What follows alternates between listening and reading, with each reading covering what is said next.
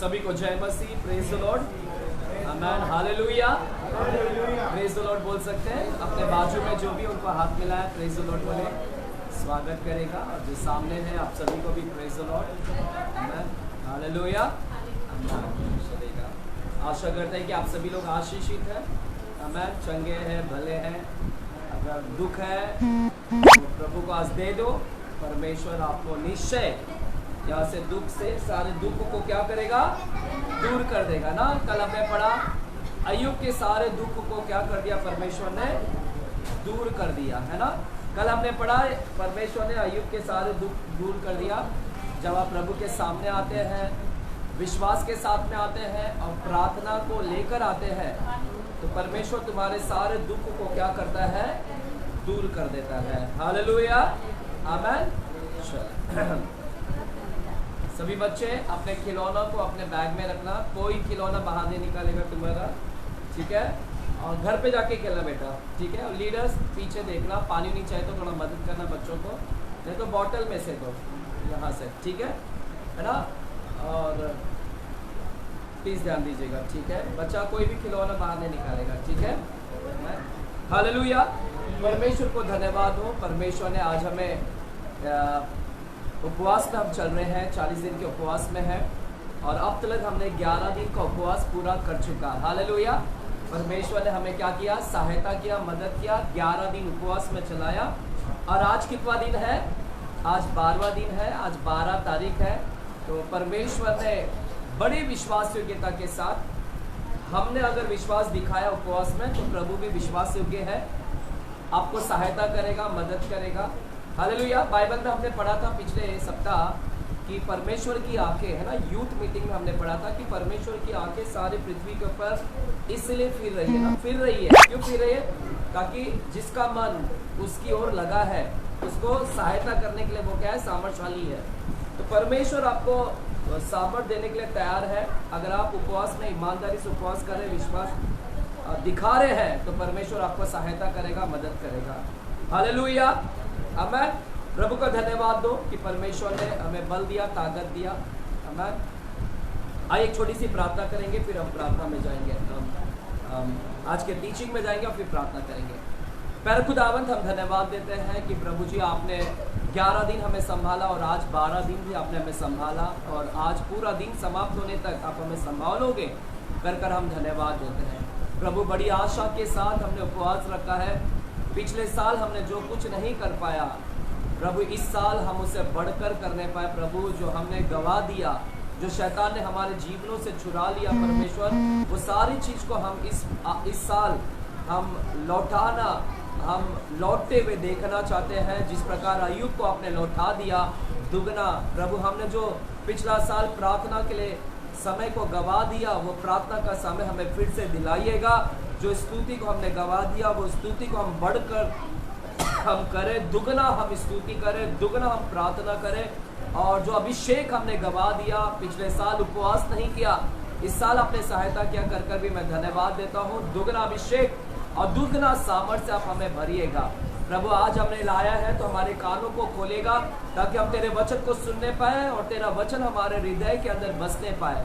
प्रभु तेरा वचन हमारे लिए क्रियान्वित हो, हम हमारे अंदर कार्य करें और हम एक नए सृष्टि प्रभु यीशु मसीह के परमेश्वर के स्वरूप और समानता में हम बदलता जाए, क्योंकि तेरे पवित्र आत्मा हमें यीशु के स्वरूप में दिन प्रतिदिन बदल रहा है। और परमेश्वर आप हमें सहायता करें बदलने के लिए पिताजी। धन्यवाद करें, जो लोग आए हैं उन सभी को छूइएगा और जो लोग आ रहे हैं उन सभी को भी आप आशीषित करेगा पिताजी।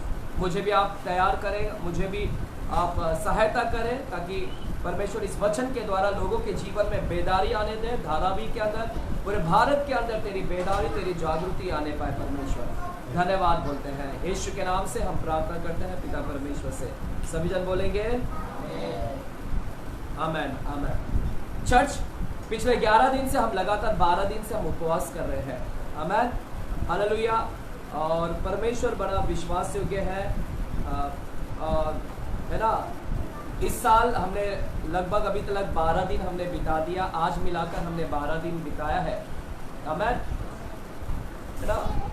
और परमेश्वर ने जो बल और ताकत दिया इसके लिए बहुत बहुत धन्यवाद हो परमेश्वर को सबसे प्रथम। और लगभग 20 लोगों ने, कल मैंने जैसा कहा, लगभग 20 लोगों ने हमें अभी तक नाम दिया है उपवास के लिए। 20 लोगों ने नाम दिया है ना, अच्छी बात है, नाम दिया, आप करिएगा। आमीन, हालेलुया। आप आशीषित होंगे। क्या होंगे? बोलो, मैं आशीषित होगा। उपवास आपके जीवन में क्या लेकर आएगा? आशीषित लेकर आएगा। जब मेरे प्यारो, इसी प्रकार हम पिछले साल भी उपवास किए थे। पिछले साल भी हमने उपवास किया था, और पिछले साल है ना, हमने 40 दिन का नहीं रखा था, लेकिन पिछले साल हमने 21 दिन की उपवास किया था। कितना दिन का उपवास किया था? पिछले साल हमने 21 दिन की उपवास किया था, इसी जनवरी महीने में। और लेकिन इस बार परमेश्वर ने हमें अगुवाई किया 40 दिन के लिए। मेरे प्यारों, पिछले साल भी कई लोगों ने नाम दिया था। पिछले साल भी कई लोगों ने उपवास के लिए नाम दिया था। हमें सुन रहे हैं? चर्च मेरी शुरुआत हो चुकी है, इधर ही खत्म तो आगे का सारे प्रीचिंग खत्म, आपका इधर ही गायब हो जाएगा। ये शुरुआत भी है, यही मेन इम्पोर्टेंट है। पिछले साल हमने, है ना, कई लोगों ने नाम दिया, कई लोगों ने उपवास किया। जैसे इस साल लोगों ने नाम दिया, वैसे पिछले साल भी कई लोगों ने नाम दिया था। और पिछले साल परमेश्वर ने हमें प्रेरित किया था, अगुवाई किया था 21 दिन के उपवास के लिए। और जितने लोगों ने भी उपवास किया 21 दिन, और उनकी 21 दिन की जब प्रार्थना समाप्त हुआ, उनका जब उपवास प्रार्थना जब समाप्त हुआ, 21 दिन के बाद जिन लोगों ने भी पिछले साल में उपवास किया था, उपवास समाप्त होने के बाद में उन्होंने, बहुत सारे लोगों ने आशीष का अनुभव लिया। हालेलुया। उनके जीवन में लाभ आया, फायदे आए। मेरे जीवन में तो अक्सर फायदे हैं, क्योंकि उपवास व्यर्थ नहीं है। तो पिछले साल जितने लोगों ने भी उपवास किया, उन लोगों के जीवन में एक लाभ आया, आशीष आया, है ना। उनके जीवन में जागृति आए, बेदारी आए, क्योंकि उन्होंने पिछले साल उपवास रखा। और इस साल परमेश्वर ने हमें 21 दिन नहीं, इस साल परमेश्वर ने हमें कितना दिन का अगुवाई किया? हमें 40 दिन का। तो जो 21 था उसका दुगना कर दिया। आपको सिर्फ दुगना आशीष नहीं चाहिए। कल हमने पढ़ा, अय्यूब को दुगना दे दिया परमेश्वर ने। दुगना आशीष चाहिए, लेकिन दुगना उपवास कौन करेगा? इसका भी तो करे थोड़ा। प्रभु मैं दुगना उपवास करूंगा, मैं 20 दिन का किया तो इस साल में 40 दिन करूंगा। ये नहीं चाहिए परमेश्वर। बाकी सिक्का चाहिए, बाली चाहिए, बाकी सब खोया हुआ सब चाहिए, दुगना चाहिए, लेकिन दुगना उपवास कोई नहीं करेगा। लेकिन इस साल परमेश्वर का धन्यवाद हो कि जैसे पिछले साल लोग आशीषित हुए, कई तमाम लोगों को फायदा मिला, लाभ हुआ, और इस साल परमेश्वर ने हमें एक 40 दिन, तो निश्चय इस साल भी कई लोग क्या होंगे? आशीषित होंगे। हालेलुया। बोलो, 40 दिन का उपवास हमारे लिए आशीषित होगा। हालेलुया। तो ये 40 दिन भी हमारे लिए एक उपयोग होगा। परमेश्वर ने मेरे हृदय में डाला कि, है ना, प्रेरित किया, अगुवाई किया 40 दिन के लिए उपवास में। क्यों परमेश्वर ने प्रेरित किया? क्यों परमेश्वर ने अगुवाई किया? हालेलुया। क्यों परमेश्वर ने हमें बोझ डाला कि 40 दिन का उपवास में जाना है? हालेलुया। चर्च सुन रहे हैं क्या? बोलेंगे हालेलुया। क्यों परमेश्वर ने इस साल हमको 40 दिन में लेकर गया? हालेलुया। पिछले साल 21 था, लेकिन इस साल 40 दिन का क्यों? है ना, परमेश्वर ने अगुवाई किया। देखिए, पिछले साल जनवरी में किया, इस साल भी जनवरी में किए। क्या हर साल जनवरी में करना है? क्या ये जरूरी है कि जनवरी में हमने उपवास करना ही है? 7 दिन, 21 दिन या 40 दिन? ऐसा कोई रीति रिवाज नहीं है कि हर साल आपको जनवरी में करना ही है। हालेलुया। मैंने पिछले साल किया और इस साल भी कर रहा हूं, तो जरूरी नहीं कि ये रीति रिवाज है कि हमको ऐसा करना ही है हर जनवरी में। तो उपवास कोई रीति रिवाज नहीं है, उपवास कोई परंपरा नहीं है कि हर साल नया साल में हमको करना ही है, एटलीस्ट 2 दिन, 3 दिन, 7 दिन। ऐसा कोई रीति रिवाज नहीं है कि हमको करना ही है। हालेलुया। मैं कर रहा हूँ और कलीसिया को करवा रहा हूँ, इसके पीछे कारण है क्योंकि परमेश्वर की आत्मा ने अगुवाई किया।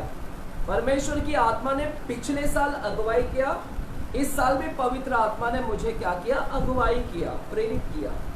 और जब परमेश्वर प्रेरित करता है, पवित्र आत्मा प्रेरित करता है, अगुवाई करता है, तो उसके पीछे कोई कारण होगा। हालेलुया। पवित्र आत्मा अगर करवा रहा है तो उसके पीछे कोई उद्देश्य है। उपवास, हालेलुया। उपवास कोई रीति रिवाज नहीं है। पहली बार एक समझ के लेना है कि दूसरों लोग करते हैं, दूसरा चर्च इस महीने में करते हैं, जनवरी में दूसरा चर्च करता है, तो मैं भी करूंगा इस महीने में। जैसा अभी कैथलिक लोगों का लेंट बोलते हैं ना, वो लेंट, LENT लेंट, वो जैसा आता है ना, गुड फ्राइडे से पहले 40 दिन वो लोग करते हैं कैथलिक लोग। तो बहुत सारे लोग देखा देखी करते हैं, चलो 40 दिन करेंगे, मार्च में करना है। तो कुछ लोग देखा देखी करते हैं और रीति बना दिया है कि गुड फ्राइडे से पहले हमको 40 दिन करना है। तो कुछ लोगों ने परंपरा निर्धारित कर दिया है, कुछ लोगों ने उसको रीति रिवाज बना दिया कि करना ही है इसी महीने में। लेकिन मैं आपसे कहना चाहता हूं कि उपवास कोई रीति रिवाज नहीं, उपवास कोई परंपरा नहीं है, ये परमेश्वर की ओर से अगुवाई किया गया है। प्रभु ने मुझे अगुवाई किया, इस चर्च को अगुवाई किया, इस चर्च को लेके जाने के लिए, साथ में लेकर जाने के लिए। हालेलुया। और प्रभु इसके पीछे कोई उद्देश्य होगा, पवित्र आत्मा का कोई उद्देश्य है। चर्च पवित्र आत्मा का कोई यहाँ पर कोई है ना अगुवाई करने का एक कारण होगा, एक पर्पस है। आज मेरा हैंडबिल देखा आप लोग ने, कितने लोग ने देखा वो फ्लायर पोस्टर जो मैंने व्हाट्सएप पे भेजा? क्या लिखा उधर? Fasting God's plan. पिछले बार भी मैंने उपवास के विषय में बात किया था। उपवास क्या था? एक टूटना था। उपवास में अगर नहीं टूटोगे, अगर आप टूटोगे नहीं, if you are not breaking out, है ना, अगर ब्रोक नहीं हो रहे हैं, है ना, अगर परिवर्तन नहीं हो रहा है, तो आपका उपवास व्यर्थ है। उसी प्रकार आज जो मेरा टॉपिक है, उपवास एक गॉड का प्लानिंग है, यह प्रभु की ओर से है, परमेश्वर की योजना है। पवित्र आत्मा ने जनवरी में 40 दिन की अगुवाई करवाया। हालेलुया। इसका पीछे एक उद्देश्य है। क्या उद्देश्य हो सकता है? क्यों पवित्र आत्मा ऐसा लीड करवाता है? हालेलुया। पवित्र आत्मा ऐसे लीड करवाता है ताकि तू उपवास में जाए, और उपवास में जाए, जब तू उपवास कर कर बाहर निकले, ताकि तेरी आत्मा क्या हो, है ना, तू एक नया स्तर पर जाए। पवित्र आत्मा आपको एक नए स्तर पर लेकर जाना चाहता है। पवित्र आत्मा आपको बढ़ोतरी की ओर लेकर जाना चाहता है। पवित्र आत्मा आपको एक नए पायदान पर लेकर जाना चाहता है। एक ऊंचा पायदान आपके लिए रखा है, और उसे ऊंचे पायदान पर लेकर जाना चाहता है, एक स्तर आगे लेकर जाना चाहता है। हालेलुया। पवित्र आत्मा आपका स्टैंडर्ड, आपका लेवल हाई करना चाहता है। पवित्र आत्मा आपको एक स्तर आगे लेकर जाना चाहता है, लेवल बढ़ाना चाहता है, आपको एक नए पायदान पर लेकर जाना चाहता है। एक ही सीढ़ी पर नहीं, सीढ़ी, एक सीढ़ी से दूसरा सीढ़ी, दूसरा सीढ़ी से तीसरा, चौथा, हाई, ऊंचे ऊंचे मंजिल तक लेकर जाना चाहता है। हालेलुया। तो पवित्र आत्मा का एक उद्देश्य है ताकि वो तुम्हें एक ऊंचाई पर लेकर चल सके, एक नए स्तर पर, नया पायदान पर, ऊंचे स्तर पर लेकर जा सके। Hallelujah, hallelujah, hallelujah. ताकि तेरी आत्मा की क्या हो? बढ़ोतरी हो। आत्मा की क्या हो? बढ़ोतरी हो। चर्च, आज जो हम यहाँ पर खड़े हैं, आज जो हम यहाँ पर खड़े हैं, हमारी आत्मा में इतनी बढ़ोतरी आई है। अगर मैं यहाँ पर खड़ा हूँ, अगर आप भी यहाँ पर हो, अभी तक हम यहाँ पर हैं, तो ये इसीलिए है क्योंकि परमेश्वर ने हमें आत्मा में क्या किया है? बढ़ाया है। हालेलुया। आज जो भी इस लेवल पर मैं यहाँ पर हूँ, इसीलिए हूँ। आप भी जो इस लेवल पर है, आप इसीलिए है। और आपकी आत्मा में जो बढ़ोतरी आई है, थोड़ा मोड़ा भी, वो इसीलिए है क्योंकि पिछले साल आप में से कुछ लोगों ने उपवास किया था। पिछले से आप में से कुछ लोगों ने उपवास किया था 21 दिन का, और आप में से कुछ लोगों ने उपवास किया था पिछले साल। आपने वहां पर आपने कष्ट लिया था, आपने वहां पर त्याग लिया था, अपने जीवन में त्याग। आप में से कुछ लोग ने बलिदान किया था, परिश्रम किया पिछले साल। इसलिए आज यहाँ पर इस लेवल पर आज जो भी मैं हूं या आप है, ये इसीलिए है हम इस लेवल पर, इसलिए है क्योंकि पिछले साल आपने उपवास और प्रार्थना किया था। आपका उपवास का रिजल्ट ये है कि आप अभी तक यहाँ पर है। हालेलुया। ये तो कई लोग छोड़ के चले गए होते थे।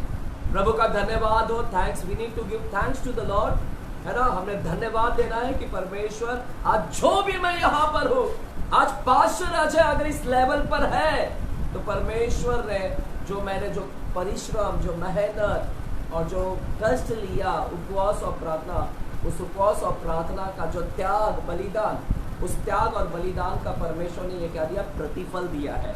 हालेलुया, बोले प्रतिफल है मेरा। आज जो भी है, अगर आत्मा में बढ़ोतरी है, अगर अजय पास्टर को प्रकाशन है, अगर आपके पास में प्रकाशन, आप हाउस चर्च ले रहे हो, पिछले साल नहीं था इतना, लेकिन अब हाउस चर्च ले रहे हो, आप सुसमाचार प्रचार कर रहे हो, आपका ज्ञान में बढ़ोतरी आया, आत्मा में बढ़ोतरी आया, आप ऊंचाई पर आए, क्योंकि आपने पिछले साल जो त्याग और बलिदान किया ना, उसका प्रतिफल है। हालेलुया, उसका प्रतिफल है। हालेलुया। तो पवित्र आत्मा आपको अगुवाई करता है, पवित्र आत्मा आपको लीड करता है।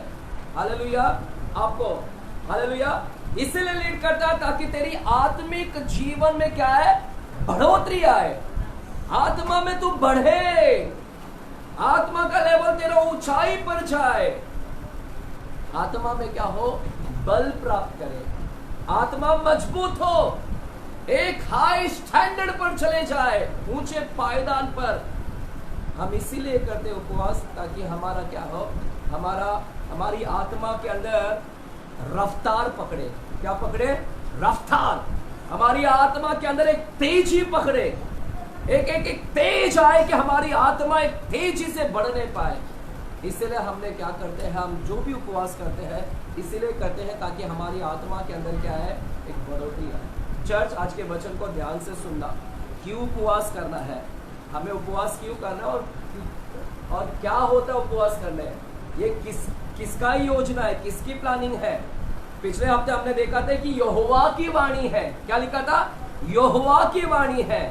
यहोवा की वाणी है कि उपवास कर योएल।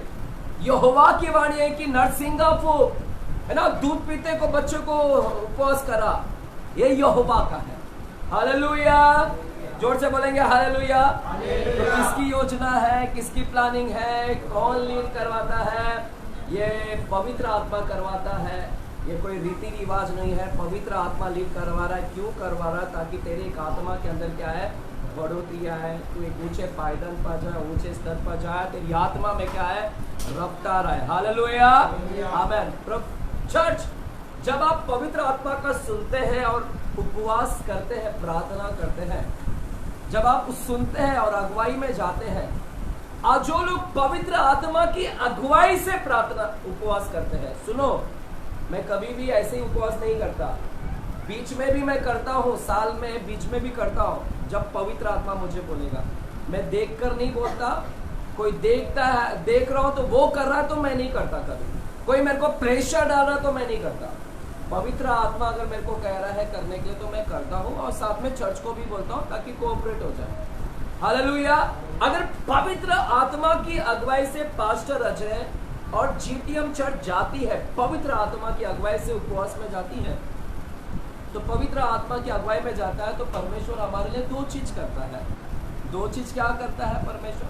अगर मैं उसकी अगुवाई से उपवास करता हूँ, हालेलुया, है यहाँ पर, उसकी अगुवाई उसका सुनता हूँ और ऐसा उपवास करता हूँ, और उपवास 40 दिन का जब मैं उपवास कर लेता हूँ, या 21 दिन की अगुवाई किया है, 21 दिन या 40 दिन, और जब आप प्रार्थना उपवास करके समाप्त करते हो, जब आपका उपवास समाप्त हो जाता है, तो परमेश्वर आपके जीवन में दो चीज करता है। क्या करता है? एक, पहला, परमेश्वर जब उपवास कर लेते हैं तो परमेश्वर आपकी आत्मा को क्या है ना, आपको सामर्थ्य देता है। क्या देता है? पहली बात क्या है? चर्च, पवित्र आत्मा की अगुवाई से करोगे, पवित्र आत्मा का सुनकर उपवास में जाओगे, और अगर करते हैं, समाप्त करते हैं, समाप्त करने के बाद में आपको प्रतिफल देता है। वो प्रतिफल क्या है कि तुम सामर्थशाली होते हैं। बोलो सामर्थशाली। उपवास क्या बनाता है आपको? उपवास क्या बनाता है आपको? क्या देता है? पहली बात है, वो आपको सामर्थ्य देता है, आपकी आत्मा मजबूत होगी। चर्च सुनो, आज ध्यान से सुनना, कुछ बातें को आपको समझ में आएगा कि उपवास कितना महत्वपूर्ण है। तो आपकी आत्मा को सामर्थ्य देता है। दूसरा, मैं क्यों उपवास करता हूँ? उपवास करने से क्या रिजल्ट है, क्या मिलता है मुझे? उपवास करने से आपका कार्य, आप जिस मकसद के लिए उपवास कर रहे हैं, जिस उद्देश्य के लिए उपवास कर रहे हैं, हालेलुया, जिस उद्देश्य के लिए उपवास कर रहे हैं, तो पवित्र आत्मा उस उद्देश्य, वो पर्पस वो आपको पूरा कराएगा। हालेलुया। आप जिस मकसद के लिए उपवास कर रहे हैं उस कार्य को पूरा करवाएगा। हालेलुया। चर्च सुनो, उस कार्य के अंदर बढ़ोतरी लाएगा। पवित्र आत्मा जिस कार्य के लिए आप उपवास कर रहे हैं, जिस कार्य के लिए, उस कार्य के अंदर बढ़ोतरी लाएगा। उस कार्य के अंदर आप आशीष देखोगे कि मैं जिसके लिए उपवास किया हो उसके अंदर बढ़ोतरी आ रहा है। आप देखोगे कि जिस चीज के लिए मैं उपवास कर रहा हूं उस चीज में मुझे आशीषित हो रहा हूं मैं। Hallelujah, hallelujah. Church, Ajay pastor ने ऐसे उपवास नहीं रखा, इसके भी पीछे एक कारण है। अगर पवित्र आत्मा ने मुझे अगुवाई किया, क्योंकि मैं कई दिन से ना अपनी आत्मा के अंदर बढ़ोतरी चाहता था। मैं पिछले 2-3 महीने से मैं चाह रहा था कि परमेश्वर मुझे और भरना है, मुझे और इस्तेमाल होना है पवित्र आत्मा। मैं रात भर ना बेचैन था पिछले 2-3 महीने से। मैं चाहता था कि प्रभु मुझे और आत्मा में बढ़ना है, और आग में बढ़ना है। मैं बेचैन था उस चीज के लिए कि मुझे बढ़ना है ना। हालेलुया। तो मेरे अंदर वो था, और इसलिए नवंबर दिसंबर में से ही मेरे अंदर वो आ रहा था, और इसलिए पवित्र आत्मा ने मुझे अगुवाई किया। पवित्र आत्मा ने मुझे अगुवाई किया कि इस बार तू अब क्या कर, 40 दिन के उपवास में जा। तो चर्च, मेरे पीछे एक उद्देश्य है, और पवित्र आत्मा तो मेरे को अगुवाई किया ही, पवित्र आत्मा तो मेरे को लीड किया ही, लेकिन उसके पीछे भी मेरा एक क्या है, एक दर्शन है, लक्ष्य है मेरा। हालेलुया। उपवास जब भी करते हैं चर्च, उपवास जब भी करते हैं, हालेलुया, पवित्र आत्मा आपको सामर्थ देता है, और जिस कार्य के लिए उपवास कर रहे हैं, जिसके लिए उपवास कर रहे हैं, उस कार्य में आपको बढ़ोतरी देगा। उस कार्य में पवित्र आत्मा आपको क्या देगा, आशीषित करेगा। हालेलुया। उस कार्य में आपको क्या देगा, बढ़ोतरी देगा। उस कार्य में पवित्र आत्मा आपको क्या करेगा, आशीषित करेगा। हालेलुया। अब मैं जोर से बोलेंगे हालेलुया, चिल्लाकर बोलेंगे हालेलुया। तो पवित्र आत्मा क्या करेगा, पवित्र आत्मा जिस कार्य के लिए आप कर रहे हो उस कार्य में बढ़ोतरी और आशीष देगा। चर्च सुनेगा, बाइबल के अंदर आप जब भी उपवास करते हैं ना, ऐसे ही मत करें, उसके पीछे एक लक्ष्य होना चाहिए। There should be some purpose, एक उद्देश्य होना चाहिए। उपवास कभी भी ऐसे ही मत रखो, उपवास के पीछे एक उद्देश्य होना चाहिए, एक लक्ष्य होना चाहिए, गोल होना चाहिए। जैसे मेरा है, इस 40 दिन में मेरे को आत्मा में बढ़ना है, और बढ़ना है, कैसे बढ़ू, तुरंत पवित्र आत्मा ने मेरे को लीड किया, जाओ उपवास में। पवित्र आत्मा अगुवाई करता है तो करो, जब तक नहीं करता है रुको। और मेरा उद्देश्य था बढ़ना मेरा उद्देश्य था, लेकिन पवित्र आत्मा ने मेरे को सपोर्ट किया कि जा, और मैंने सुनकर वैसा किया, और निश्चय 40 दिन के बाद हम भरकर निकलेंगे, सामर्थ्यशाली होगा। हालेलुया। जब आप पूरा कर लेते हो ना, जब आप उपवास पूरा कर लेते हो ना, तो पवित्र आत्मा आपको सामर्थ देगा, और जिस कार्य के लिए अजय किया है ना, आपने किया है, उस कार्य को वो बढ़ोतरी देगा, और उस कार्य में क्या करेगा, वो आपको आशीषित करेगा। बाइबल के अंदर मैंने तमाम ऐसे लोगों को देखा है, तमाम लोगों को, जितने लोगों ने भी उपवास किया बाइबल के अंदर जितने लोगों ने भी उपवास किया, सबके पीछे एक उद्देश्य था। क्या था, एक उद्देश्य था, एक लक्ष्य था, उनका एक संकल्प था, उनका एक गोल था कि मुझे ये चाहिए। हालेलुया। मुझे ये चाहिए, और उनके पीछे एक लक्ष्य था, उनका एक गोल था, उनका एक संकल्प था, एक दर्शन था कि मुझे ये चाहिए। तो जितने लोगों ने भी उपवास किया, उनका पीछे उपवास करने का उनका एक उद्देश्य था, उनके कार्य था, वो कार्य उनको चाहिए था होकर।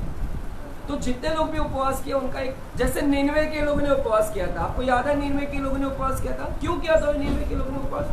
क्यों किया था निनवे के लोगों ने उपवास? 40 दिन के बाद क्या आने वाला था निनवे में?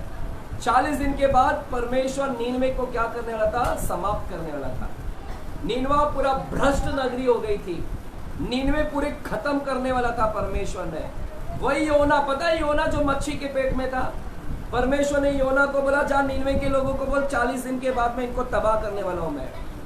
और जैसे नीनवे लोगों को मालूम पड़ा कि हम तबाह होने वाले हैं, सारे के सारे जानवर से लेके दूध पीते बच्चे तक, बूढ़ा जवान युवक नौजवान है ना वयस्क, सब लोगों ने मिलकर क्या किया, वहां पर उपवास में गए, क्योंकि उनका पीछे कारण था कि नीनवे के ऊपर दया आ जाए परमेश्वर की। उनका एक उद्देश्य था कि प्रभु इसको बचाए, हालेलुया। और उसी उद्देश्य को लेकर वे उपवास में लग गए, उसी उद्देश्य को लेकर उपवास। तो चर्च, जब भी आप उपवास करते हैं, पहला तो आपके उपवास के पीछे एक उद्देश्य होना चाहिए, लक्ष्य होना चाहिए। तो आपके लिए ऑलरेडी मेरा है, आप जैसा मैं बढ़ूंगा आप भी बढ़ोगे। मैं चाहता हूं कि हमारी चर्च, मैंने इसीलिए रखा है ताकि अपने चर्च के लोग भी सामर्थशाली हो जाए, हालेलुया। तो निश्चय है, मैंने एक दर्शन रखा है कि चर्च के लोगों ने भी बढ़ना है, अजय पास्टर ने नहीं। तो एक उद्देश्य है, हालेलुया, एक लक्ष्य है। जैसे बाइबल के लोगों ने किया, वैसे ही हमने भी क्या करना है, हालेलुया। और जब आप निकलोगे कि आप देखोगे कि परमेश्वर ने आपको क्या किया है, ऐसा करोगे, है ना, तो परमेश्वर क्या करेगा, आपको सहायता करेगा, उस लक्ष्य को पूरा करने के लिए क्या करेगा, सहायता करेगा, मदद करेगा, हालेलुया, आमीन। मेरे साथ में जोर से बोले हालेलुया, है ना। जब आप उपवास करके आते हैं तो परमेश्वर आपको क्या करेगा, सामर्थ्य से भर देगा, हालेलुया। चर्च, मेरे साथ में मत्ती की किताब 4 अध्याय में जाते हैं, है ना। चर्च 4 अध्याय को खोलिएगा, सिर्फ 4 अध्याय को खोलिएगा, मत्ती की किताब 4 अध्याय को। इसलिए क्या करना है, हमें क्या करना है, सबसे पहले अपने संकल्प को, अपने दर्शन को परमेश्वर के सामने लेकर आओ। बस खोलिएगा, सिर्फ इधर सुनिएगा। क्या करना है, ये जो तमाम पुराने करार के जो लोग थे, पुराने करार के जो लोग थे, पुराने करार के लोगों ने अपना जो लक्ष्य था परमेश्वर के सामने लाकर रख दिया। उन्होंने अपने लक्ष्य को सामने ला दिया, संकल्प को ला दिया कि प्रभु ये हमारा लक्ष्य है, इसको पूरा कर। वैसे ही आपने भी करना है, अपने उद्देश्य को परमेश्वर के सामने लेकर आओ कि प्रभु मुझे ये चाहिए, आशीष चाहिए। अगर लेकर आओ, सामने लेकर आओ, हालेलुया, प्रभु के सामने लेकर आओ, तो प्रभु क्या करेगा, सहायता, मदद करेगा। मेरे साथ में मत्ती की किताब 4 अध्याय में जाते हैं, मत्ती की किताब 4 अध्याय नया करार में, और 14 अध्याय के 1 वचन से हम जाते हैं। मत्ती की किताब 14 अध्याय 1 वचन से, और वहां पर हम, वैसे तो हमको 11 वचन तक पढ़ना है, 11 वचन, लेकिन हम पहला वचन को हम पढ़ेंगे।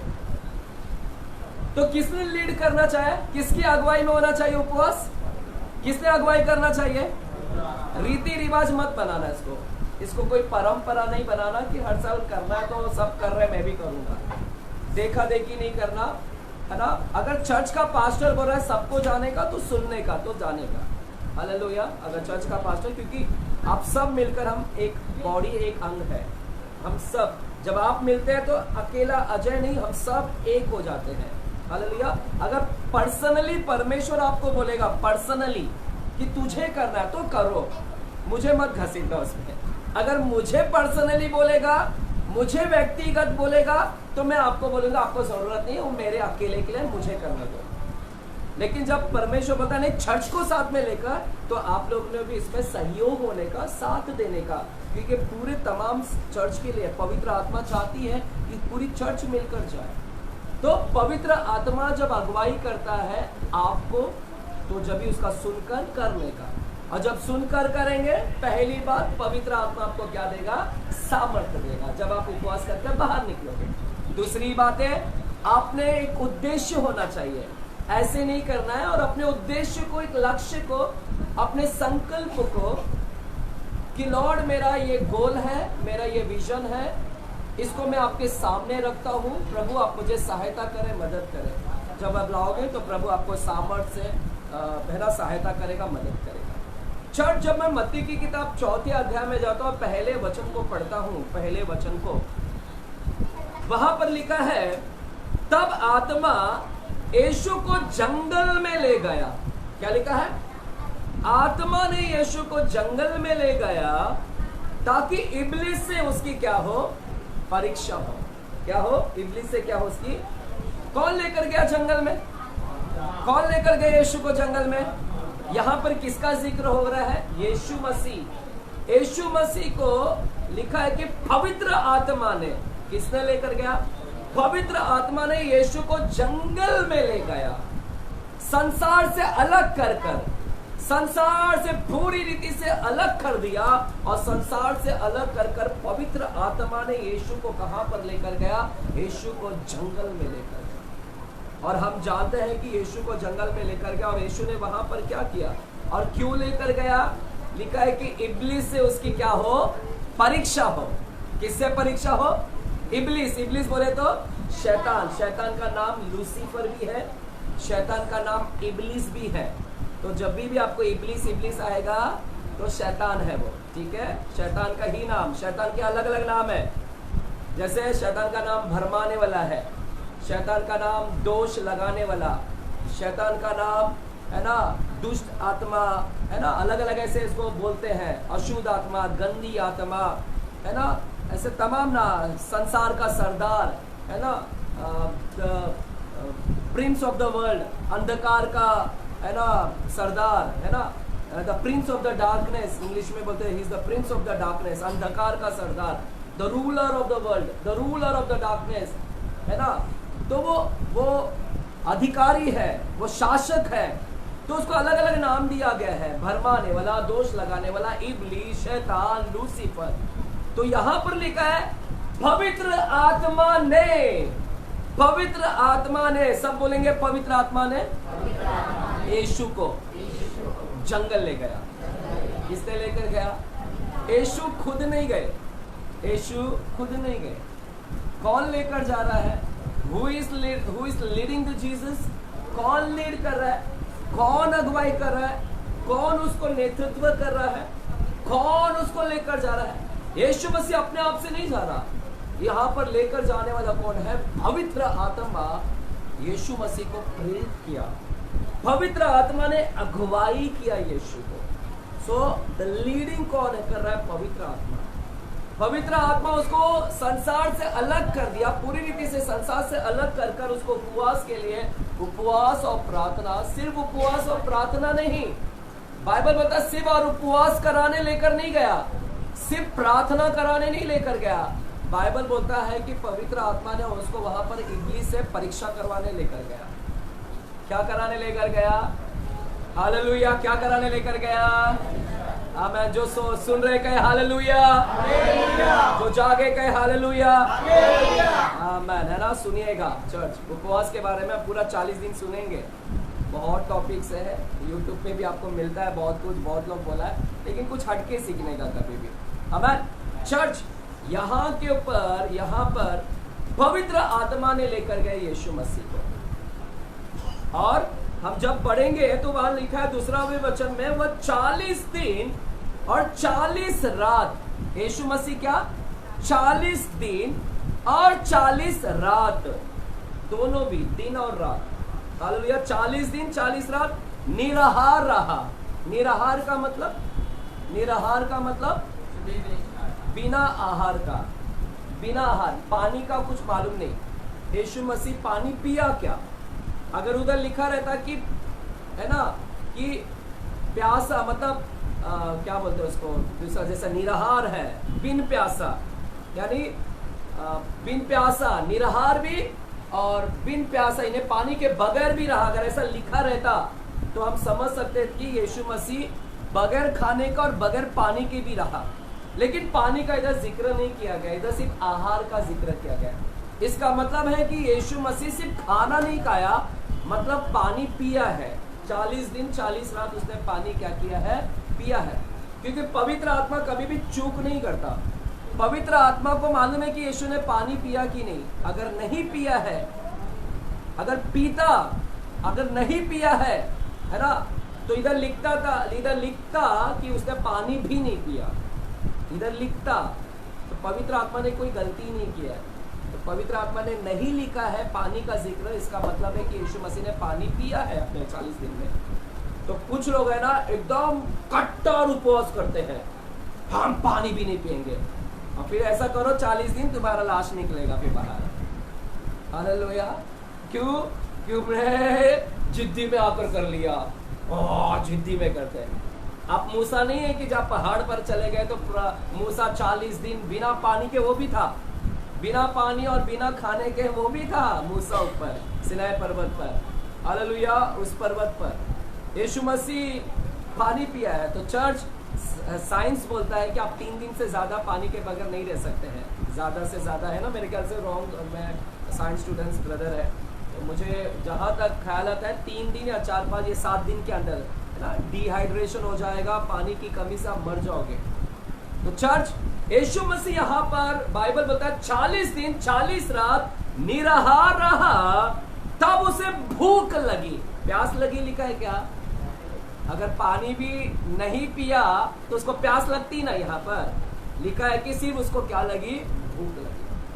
और तब परखने वाले ने पास आकर उससे कहा, यदि तू परमेश्वर का पुत्र है तो कह दे कि ठीक है। चलिए बात की बात है, तो कौन लीड कर रहा है? कौन लीड कर रहा है? और बाइबल बोलता है कौन उसको भेजा? कौन भेजा? कौन अगुवाई किया? पवित्र आत्मा ने अगुवाई किया। पवित्र आत्मा ने उसको प्रेरित किया कि उपवास में जाने के लिए। चर्च, जब मैं इसको पढ़ता हूं, इसको समझने की प्रयास करता हूं, जब मैं इसको पढ़ता हूं, यीशु मसीह अपने आप से नहीं गए। यीशु मसीह क्योंकि यीशु मसीह है ना चर्च, यीशु मसीह को मालूम था, यीशु मसीह जानते थे, सुनो, यीशु मसीह जानते थे कि मुझे सेवकाई में उतरना है। अभी यीशु मसीह को मालूम था कि अभी इसके बाद में मुझे क्या होना है, सेवकाई में क्या है, उतरना है। और इस सेवकाई में उतरने के लिए, क्योंकि मुझे बाहर यानी बाहर जाना है अभी मिनिस्ट्री सेवा करने, और इस सेवकाई में उतरना है मुझे, लेकिन इस सेवकाई के अंदर उतरने के लिए मुझे और ज्यादा चाहिए। और क्या चाहिए मुझे? और ज्यादा चाहिए। हालेलुया। जो मेरे अंदर है उससे ज्यादा मुझे और चाहिए। हालेलुया, हालेलुया, आमीन। चर्च है ना, यीशु जानते थे कि मुझे सेवकाई में जाना है, और इस सेवकाई में जाने के लिए मुझे और ज्यादा चाहिए। हालेलुया। बाहर जाना भी मिनिस्ट्री में, जितने लीडर्स है सुनो, और जितने उपवास कर रहे हैं, क्यों उपवास जरूरी है वो मैं बता रहा हूँ आपको। उपवास क्यों जरूरी है? ये गॉड्स का प्लानिंग है, जैसा मैंने हैंडमिल में लिखा है। पवित्र आत्मा अगुवाई कर रहा है, that's the gods plan, the Holi spirit is leading you. तो पवित्र आत्मा कर रहा है, सुनो और करो। और इधर हमने देखा यीशु मसीह को भी पवित्र आत्मा ही लीड कर रहा है कि जंगल खुद से नहीं गया वो। यीशु मसीह जानते थे कि मुझे सेवकाई में उतरना है, और इस सेवकाई में उतरने के लिए मुझे और कुछ ज्यादा चाहिए, मुझे और कुछ अतिरिक्त चाहिए, और ज्यादा और अतिरिक्त चाहिए मुझे, जो मेरे अंदर है। यीशु मसीह के अंदर जो है फिलहाल अभी जो भीतर है, वो भीतर से मुझे और कुछ ना, भीतर जो है उससे ज्यादा और चाहिए मुझे बाहर। यीशु मसीह के भीतर जो है उससे ज्यादा और बाहर चाहिए। यीशु मसीह जानते थे कि मुझे सेवकाई में उतरना है, तो मुझे और बाहर से भी और ज्यादा कुछ चाहिए मुझे। हालेलुया। जो भीतर है उससे ज्यादा चाहिए। भीतर से वो ज्ञानवान था, देखिएगा, भीतर से यीशु मसीह ज्ञानवान था, भीतर से वो पूरी रीति से शुद्ध था, भीतर से वो पूरी रीति से पवित्रता से भरा, अंदर से भरा हुआ था, अंदर से पूरा, नो डाउट कि वो अंदर से नहीं भरा था, लेकिन उससे परमेश्वर प्रभु यीशु को शुद्ध था। वो बचपन से ही पवित्र था, लेकिन ज्ञानवान था, बुद्धिमान था। लेकिन यीशु मसीह जानता था इतना ही नहीं है, इतना ही नहीं है भीतर से, मुझे इससे और अतिरिक्त चाहिए। सिर्फ ज्ञान नहीं, सिर्फ बुद्धि नहीं, सिर्फ नॉलेज नहीं, हालेलुया, सिर्फ इतना ही नहीं चलेगा, शुद्धता पवित्रता ही नहीं, मुझे इससे और अतिरिक्त चाहिए। तो उसका एक दर्शन था, उसका एक लक्ष्य था कि मुझे और चाहिए, मुझे और चाहिए, मुझे सेवकाई में। तो उसके पीछे एक लक्ष्य था, उसका एक गोल था कि मुझे चाहिए। इसलिए मैं आपसे कह रहा हूं कि उपवास करने से पहले, उपवास जाने से पहले एक लक्ष्य रखो अपने पास। यीशु के पास में एक लक्ष्य था, और पिछले नवंबर दिसंबर से 2 महीने से, पिछले साल नवंबर दिसंबर में मैं एकदम बेताब हो रहा था, बेचैन हो रहा था। मेरे अंदर भी एक आग लगी थी, मैं आपको बता नहीं रहा था, लेकिन मेरे अंदर एक आग थी। रात को मैं बेचैन हो रहा था कि प्रभु मेरे को बढ़ना, और मेरे को और बढ़ना और बढ़ना। और फिर पवित्र आत्मा ने मेरे से बातें किया, लीड किया, बोला जा 40 दिन के उपवास में। हालेलुया। तो मेरा एक दर्शन है, तो यीशु मसीह को भी कुछ चाहिए था। क्या चाहिए था? यीशु मसीह जानता है कि मुझे जो मेरे अंदर फिलहाल अभी है उससे और चाहिए मुझे ज्यादा। So he was having that goal, he was having that visions. उसका एक लक्ष्य था, संकल्प था कि मुझे ये चाहिए यीशु मसीह। और उसी चीज को चाहने के लिए पवित्र आत्मा ने क्या किया? उसको सहायता किया। पवित्र आत्मा ने क्या किया? उसको लीड किया। पवित्र आत्मा ने क्या किया? उसको अगुवाई किया। पवित्र आत्मा ने क्या किया? यीशु मसीह को नेतृत्व किया, अगुवाई किया, और पवित्र आत्मा ने उसको संसार से अलग किया, और संसार से अलग कर कर पवित्र आत्मा उसको वीरान से जंगल में क्या करके, एक अकेले जंगल में जाकर वहां पर लेकर गया। और हालेलुया, उधर लिखा है वीरान जंगल में लेकर गया और इब्लीस से क्या करा है? उसकी परीक्षा। चर्च, परमेश्वर पवित्र आत्मा लेकर गया शैतान से उसका मुठभेड़ कराने के लिए, उसका मुठभेड़ हो। पवित्र आत्मा लेकर गया ताकि उसका आमना सामना शैतान के साथ में हो। उसकी मुठभेड़, उसकी जंग, उसका युद्ध किसके साथ में हो? हालेलुया, शैतान के साथ में हो। Hallelujah, hallelujah. कहाँ लेकर गया? पवित्र आत्मा उपवास में लेकर गया। लेकिन हमने यहाँ पर पढ़ा कि लिखा है कि पवित्र आत्मा उसको जंगल में लेकर गया ताकि इब्लीस से उसकी क्या हो? परीक्षा। कभी इसके ऊपर ध्यान दिया? कभी इसके ऊपर ध्यान दिया? उपवास में लेकर गया, उपवास में लेकर गया, उपवास में लेकर गया, और लिखा है इसीलिए लेकर गया ताकि उसकी परीक्षा हो यीशु की। क्या हो? उपवास में लेकर गया। उपवास में लेकर जाने के पीछे का कारण था यीशु पवित्र आत्मा इसीलिए लेकर गया ताकि शैतान के साथ उसका सामना हो। चर्च, आप जो उपवास में गए हो ना, ऐसे नहीं गए हैं, पवित्र आत्मा आपको लेकर गया है। और पवित्र आत्मा आपसे क्या कराएगा मालूम है? आपका सामना होने वाला है। किसके साथ सामना होने वाला है? बोला, हमारी सामना होने वाली इब्लीस से। ओ, अब तो तुम गए, खैर नहीं तुम्हारा। हालेलुया। ये उपवास आसान नहीं है, 40 दिन का उपवास आसान नहीं है। पवित्र आत्मा आपको लेकर गया, पवित्र आत्मा लेकर गया ताकि तुम्हारा सामना किसके साथ हो? शैतान। बड़े 3 साल से विश्वासी बने थे, वाह विश्वासी है, विश्वासी है। अब प्रभु बोला अब तेरा सामना करवाता इस उपवास में। तेरा क्या है? ये उपवास आसान नहीं है। ये उपवास में आपका मुठभेड़ होगा शैतान के साथ में, आपकी युद्ध होगी, लड़ाई होगी। हालेलुया, जोर से बोले हालेलुया, आमीन। तो इस उपवास में परमेश्वर आपको शैतान के सामने छोड़ दिया लाकर। पवित्र आत्मा ने आपको क्षमा चाहता, पवित्र आत्मा ने आपको क्या कर दिया? शैतान के सामने क्या कर दिया? लाकर छोड़ दिया। पवित्र आत्मा ने आपको क्या कर दिया? शैतान के सामने लाकर क्या छोड़ दिया। अब तुम्हारा उपवास में क्या होगा?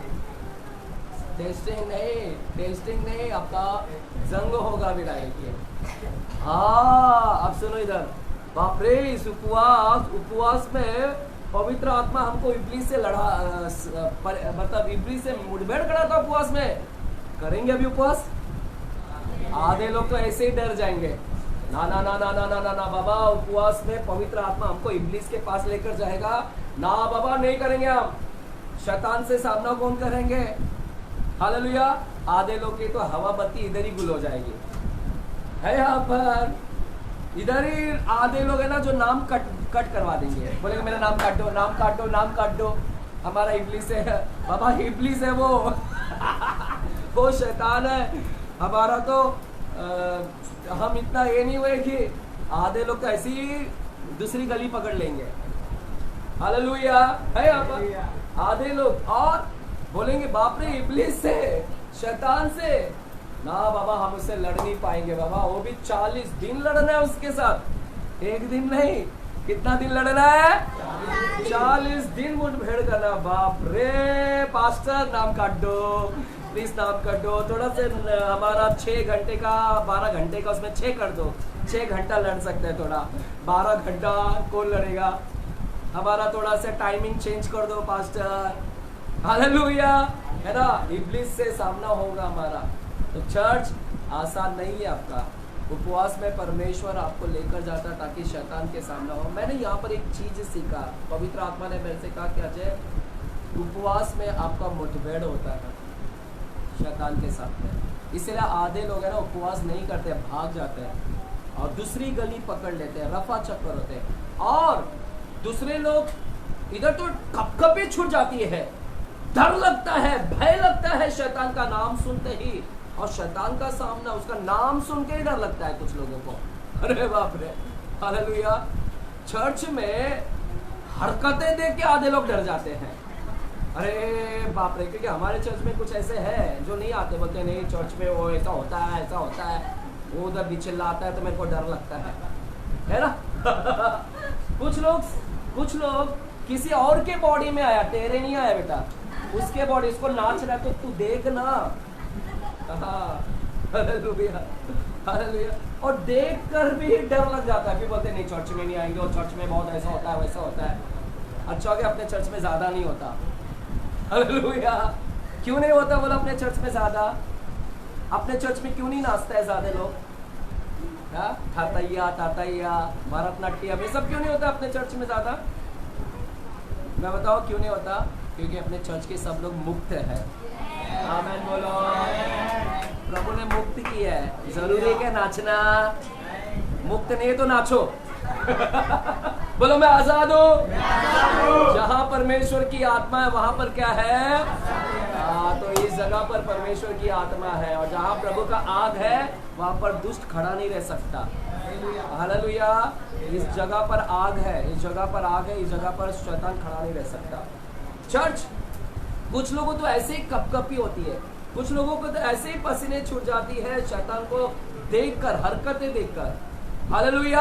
तो डर भय, अगर ऐसा इनकी कपकपी हो जाती तो शैतान के साथ सामना करने की जब बात आई तो कितना बड़ा डर जाएंगे, कितना बड़ा डर लगेगा। हालेलुया। चर्च इस उपवास में ये होता है। और इतना ही नहीं, इसी उपवास के अंदर आप बोलोगे यार जो पहला मुझसे लड़ता नहीं था ये अभी मुझसे इतना क्यों लड़ रहा है? हालेलुया। आप बोलोगे ना, अरे लड़ता नहीं था, ये उपवास में सब लड़ने आ रहे हैं। क्यों लड़ने आ रहे हैं? क्योंकि शैतान भेज रहा है मुठभेड़ कराने। पड़ोसी पहले अच्छी अच्छी बात करती थी, लेकिन मालूम पड़ेगा यही पड़ोसी जो अच्छी बात करती थी आज झगड़ा कर रही है उपवास में। कौन भेजा उसको? हाँ, समझ जाना, एजेंट बनकर आई है पड़ोसी। किसकी एजेंट आई है? उसको बोलना नहीं तू एजेंट है शैतान की। बाजूले को बोला नहीं, हमारा पास्टर ने बोला ऐसा होता है तो तू एजेंट है, भाग इधर से। उसको मुंह पे नहीं बोला, मेरा नाम खराब नहीं करना लगा के। हालेलुया। नहीं करेंगे ना? नहीं तो बोलोगे पास्टर ने बोला ऐसा समय पे एजेंट आते हैं। हालेलुया।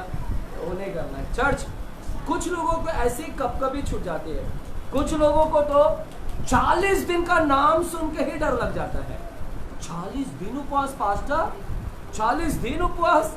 अरे पास्टर इधर एक दिन नहीं होता, 40 दिन वो नंबर ही देख के पसीना छूट जाता है।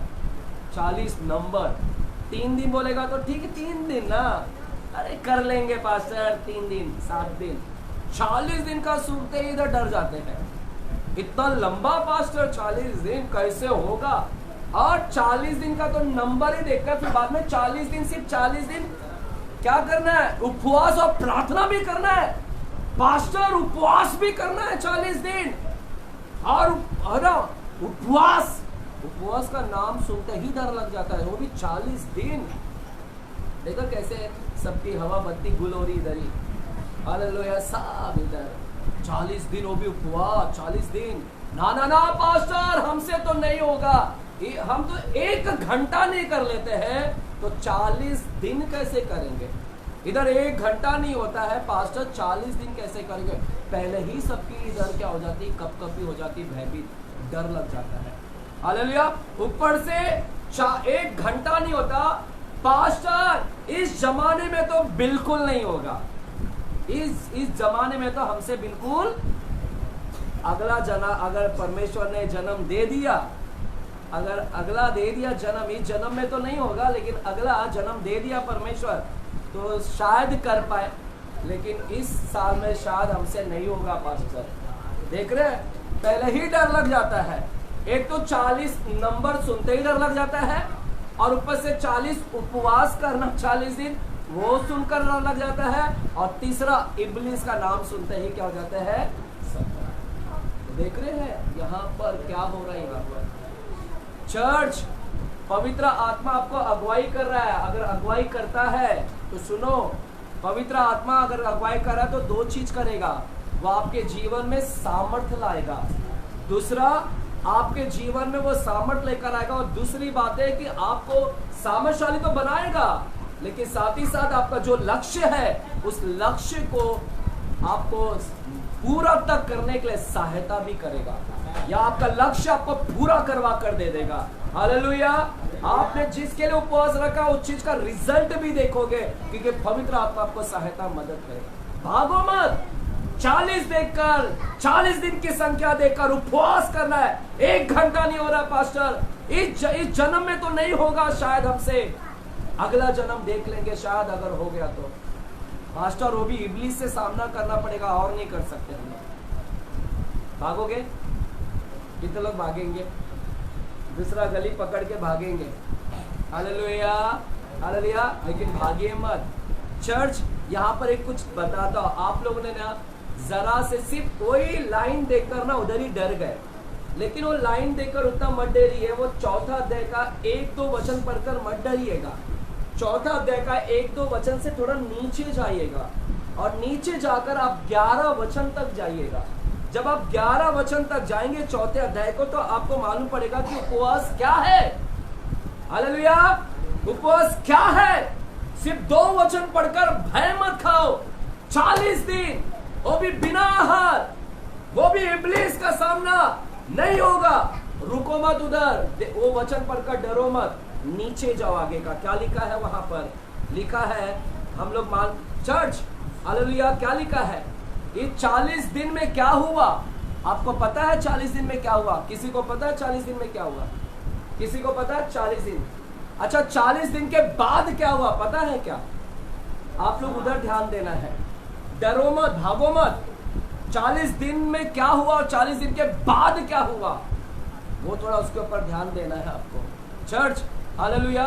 बाइबल हमको दोनों भी बातें बताता है। बाइबल हमको बताता है 40 दिन क्या हुआ और 40 दिन के बाद भी क्या हुआ। चर्च, सुनेंगे आप लोग 40 दिन क्या हुआ?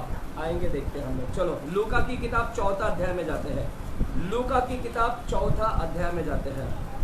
लूका की किताब 4था अध्याय और पहले वचन से हम पढ़ते हैं। लूका की किताब 4था अध्याय पहले वचन से। मिला, मैं पढ़ता हूं आप लोगों के लिए। फिर यीशु पवित्र आत्मा से भरा हुआ यरदन से लौटा और 40 दिन तक आत्मा के सिखाने से जंगल में फिरता रहा। क्या लिखा है? 40 दिन तक आत्मा के सिखाने से जंगल में फिरता रहा। तो 40 दिन क्या हुआ?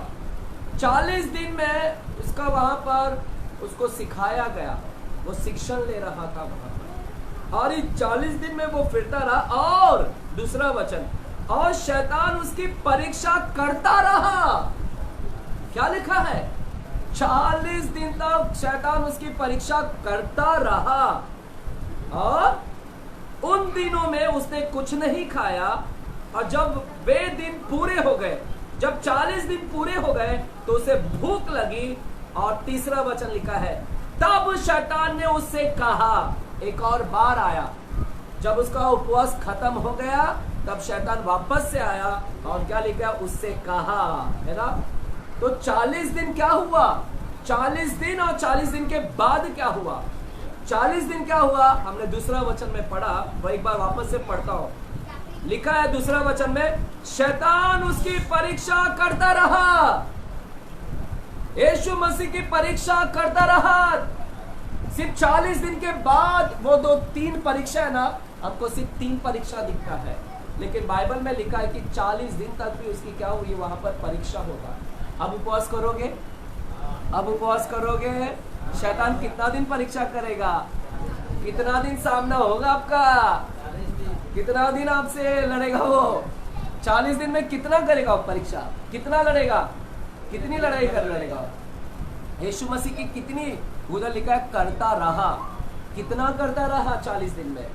आप तो 3 देख रहे हैं, लेकिन ये 40 दिन में उसकी कितनी परीक्षा हुई है, और कितना उसके साथ उसका मुठभेड़ और सामना हुआ, उसका कितनी परीक्षा करता रहा। मैं समझता हूं कि सिर्फ 3 परीक्षा नहीं, 3 से भी ज्यादा उसकी परीक्षा हुई है वहां पर 40 दिन में, 3 से भी ज्यादा बार, लगभग 300 के ऊपर हुआ रहेगा। मैं समझता हूं कि 3 नहीं 300 के ऊपर उसका परीक्षा हुआ रहेगा उस समय। कई बार उसकी परीक्षा, पूरा दिन, हर दिन कितना परीक्षा, हर दिन कितना सामना किया होगा। सिर्फ 1-2 परीक्षा नहीं, वो 40 दिन में तमाम परीक्षा उसने किया रहेगा, तमाम उसने उसके साथ मुठभेड़ किया होगा। चर्च, आप समझ रहे हैं इस उपवास में आपका क्या होगा। इस उपवास में परमेश्वर अगर आपको लेकर आया, तो परमेश्वर आपको लेकर आया ताकि इब्लिस से आपकी क्या हो, परीक्षा हो, सामना हो, आपको लाकर छोड़ा है वो। हालेलुया। अब आप करोगे उपवास के भागोगे, है यहाँ पर जो करेंगे चिल्लाकर बोले हालेलुया, या जो करने वाले वो चिल्लाएंगे बाकी लोग आपके ऊपर है। ना ना, हमसे तो इस जन्म में बिल्कुल नहीं होगा पास्टर, घर का भांडी है, घर का चूल्हा है, पति को देखना, बच्चों को देखना, सब मैनेज करना। आप शादी करके तो देखो, आपको भी मालूम पड़ेगा कितना काम होता है। लोग मेरे को ऐसा बोलते हैं, हालेलुया। जब मैं पति पत्नी के विषय में सिखाता हूँ ना, तो मेरे को बोलते हैं पहले आप शादी कर लो ना। सुनो, मैं फायर ब्रिगेड हूँ, मेरे पास में फायर ब्रिगेड की गाड़ी है, मैं खुद फायर ब्रिगेड की गाड़ी हूँ, और मेरे पास में क्या है, पानी है, और उधर आग लगी है, मैं क्या करूँगा, जाऊँगा ना पानी लाऊंगा। अब मेरे पास में परमेश्वर का वचन है जो आग बुझा सकता है। क्या बुझा सकता है? कौन सी आग? घर में लगी आग, पति पत्नी के अंदर, पति पत्नी के बीच में आग लगी, तू मैं, तू मैं, इधर से वो बॉम्ब डाल रहा, उधर से। अब पास्टर को फोन आया, फायर ब्रिगेड। आपने वो तारक मेहता का उल्टा चश्मा देखा है? कितने लोग देखते थे तारक मेहता का? उसमें पता है वो क्या नाम है उसका, जेठालाल बार बार किसको बोलता है? तारक मेहता को फोन करता है, बोलता है मेरा फायर ब्रिगेड है, ये मेरा ब्रिगेड फायर ब्रिगेड है। आपने सुना है कि नहीं? फायर ब्रिगेड आग बुझाओ। तो मुझे मालूम है घर के अंदर आग लगी है पति पत्नी के बीच में, मुझे मालूम है कि मैं उनको थोड़ा 2-3 अच्छे शब्द बोलकर और परमेश्वर के शब्द बोलकर उस घर के अंदर मांडवली कर सकता हूँ, उस घर के अंदर पीस ला सकता हूँ। अगर मेरे पास में पानी है, मैं बुझाने के लिए जाने के लिए तैयार हूँ। अब कुछ बोलेंगे नहीं, तू शादी कर पहले फिर आ, तू शादी कर फिर आ। अब मैं शादी के लिए तो इंतज़ार नहीं कर सकता ना, मुझे मालूम है कि कुंवारा हूँ, लेकिन जाकर बुझा सकता हूँ ना। एटलीस्ट मेरे जाने से एटलीस्ट घर में उतना आग लगी है भैया, इमरजेंसी आग लगी है, अब मैं शादी करके जाके बुझाऊंगा, ऐसा थोड़ी ना। तो परमेश्वर ने मेरे को एक फायर ब्रिगेड बनाया है, और मैं जाकर क्या करूंगा, बुझाने का क्या करूंगा, काम करूंगा। Hallelujah, hallelujah. चर्च सुनेगा यहाँ पर 40 दिन पर यीशु मसीह का क्या हुआ है, परीक्षा करता रहा। ये 40 दिन में कितना बार किया है परीक्षा नहीं पता। ये 40 दिन में कितना बार, लगभग 200 बार, 100 बार, 300 बार, या पूरा 365 बार नहीं पता, लेकिन उसकी कितनी परीक्षा हुआ है। चर्च, ये 40 दिन में आप भागिए मत। हालेलुया। अब बिल्कुल गली पकड़कर भागिए मत। हालेलुया। आपको नीचे का वचन जाना है, थोड़ा नीचे की ओर। जब आप नीचे की वचन में जाओगे ना, तो वहां पर लिखा है 40 दिन के बाद वापस से परीक्षा भी किया उसने। 40 दिन के बाद में भी परीक्षा हुआ। क्या परीक्षा हुआ? उधर 3 परीक्षा। हमें 3 परीक्षा के ऊपर जोर देना है। वो 3 परीक्षा जो हुआ है उनके ऊपर जोर देना है। हालेलुया। वो 40 दिन क्या हुआ, क्या किया, कैसे किया, उसके ऊपर मत ध्यान दो। 40 दिन के बाद के क्या परीक्षा हुआ है उसके ऊपर थोड़ा सा हम लोग ने क्या करना है, ध्यान देना है। हालेलुया। 40 दिन के बाद वो 40 दिन का क्या हुआ उस पर ध्यान मत दो, वो 40 दिन के बाद क्या हुआ उस पर ध्यान दो। हालेलुया। 40 दिन का ध्यान दोगे तो आप उपवास कभी नहीं करोगे, आप भाग जाओगे। आप बोलोगे, सबसे पहले बोलोगे यार 40 दिन उपवास करना है, कठिन है। दूसरा बोलोगे वो भी उपवास करना है 40 दिन, भाग जाओ। आप बोलोगे इब्लीस आ रहा है, भाग जाओ। आप बोलोगे 40 दिन उपवास करना है, भाग जाओ। आप उतना लाइन पढ़ के भाग जाओगे, उपवास नहीं करोगे। इसीलिए उधर तक मत जाओ, नीचे का वचन पढ़ो। नीचे क्या लिखा है, बाइबल कहता है नीचे की शैतान आया, वापस से आया, और कितना परीक्षा लाया इस बार, 3 परीक्षा। पहली परीक्षा यीशु को भी नहीं मालूम था कि 3 परीक्षा और लाया है। और जब एक परीक्षा लाया है ना, आपको मालूम है कि उसने क्या बोला, रोटी बना दिए, और वहां पर भी परीक्षा किया। अरे उपवास करने के बाद में भी आपकी परीक्षा है, अभी भागो। उपवास करने के बाद भी ना आपकी परीक्षा होगी। आपका मुठभेड़ ऐसा भागेगा नहीं। चर्च अभी करोगे उपवास? उपवास करने के बाद में भी परीक्षा है। एक नहीं, 2 नहीं, भाई बोलता है 3 परीक्षा, और वो भी मुझे नहीं पता 3 है क्या और भी आगे है। हालेलुया। अब मुझे बताओ कहीं से भी बच नहीं पा रहे हो। अब इधर भी है परीक्षा, चाहे इधर, और इधर भी है। बाबा टाटा बाय बाय, यीशु मसीह अगले बार से नहीं करूंगा, फंस गया इधर नाम देकर। कुछ लोग बोलेंगे फंस गया नाम देकर मैंने यहाँ पर। हालेलुया। मत डरिएगा, 40 दिन हो या 40 दिन के बाद में भी आए, लेकिन यहाँ पर एक ध्यान देना, वहां पर लिखा 3 परीक्षा और लाया, 1 परीक्षा, 2 परीक्षा, 3 परीक्षा। लेकिन 11वें वचन की ओर थोड़ा से गौर करते हैं। 11वां वचन, चलिए उस पर थोड़ा से मनन करते हैं। चर्च क्या लिखा है 11वां वचन में? मत्ती की किताब 4था अध्याय, मत्ती की किताब 4था अध्याय के 11 वचन को हम पढ़ते हैं। मत्ती की किताब 4था अध्याय 11 वचन को हम पढ़ते हैं। लिखा है, तब शैतान उसके पास से, क्या लिखा है? तब शैतान उसके पास से, बोलिए शैतान चला गया। बाजू लोगों को बोलो शैतान चला गया। बाजू लोगों को शैतान चला गया। गया गया गया, बोलो गया, बोलो गया।